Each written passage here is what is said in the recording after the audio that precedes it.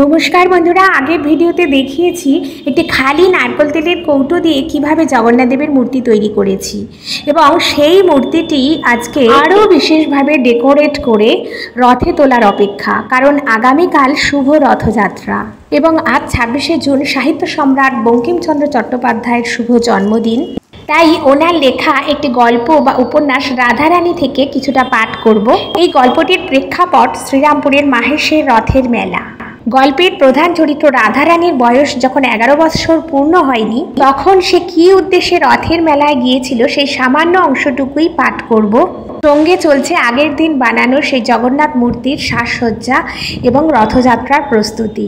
গল্পের প্রসঙ্গে জানাই যে রাধারানীকে নিয়ে গল্প, তাদের অবস্থা একসময় ভালো ছিল, কিন্তু জ্ঞাতির সহিত মামলায় হেরে গিয়ে তারা তাদের সমস্ত সম্পত্তি হারিয়ে আর্থিক দুর্দশায় দিন কাটাচ্ছে। রাধারানী তার বিধবা মায়ের সাথে একটি কুটিরে থাকে। দারিদ্রতার কারণে অর্ধেক দিন তারা উপোস করেই কাটায়। এবার চলে আসি লেখকের ভাষায়। রথযাত্রার প্রাক্কালে সাহিত্য সম্রাটের শুভ জন্মদিনে তার এই গল্পটির অতি সামান্য অংশই পাঠ করছি শ্রদ্ধার্ঘ্য হিসেবে।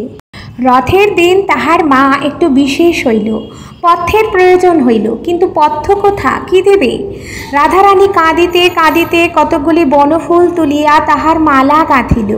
মনে করিল যে এই মালা রথের হাটে বিক্রয় করিয়া 2-1 পয়সা পাইব, তাহাতেই মার পথ্য হইবে। কিন্তু রথের টান অর্ধেক হইতে না হইতেই বড় বৃষ্টি আরম্ভ হইল।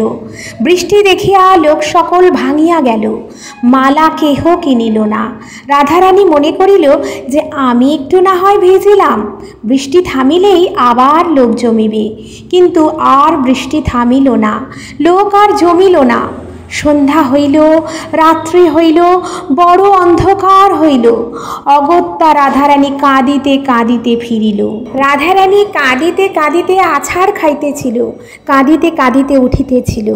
2 গণ্ডবিলম্বী ঘন কৃষ্ণ অলকাবলি বহিয়া কবরী বহিয়া বৃষ্টির জল পড়িয়া ভাসিয়া যাইতেছিল।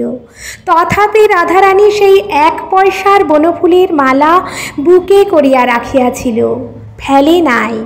লেখকের প্রতি শ্রদ্ধা নিবেদন করে এইটুকুই পাঠ করলাম। প্রভু জগন্নাথ দেবের কৃপায় রথযাত্রা উৎসব মঙ্গলময় হয়ে উঠুক, এই প্রার্থনা। রথের শোভাযাত্রা নিয়ে পরবর্তী ভিডিওতে আবার হাজির হব।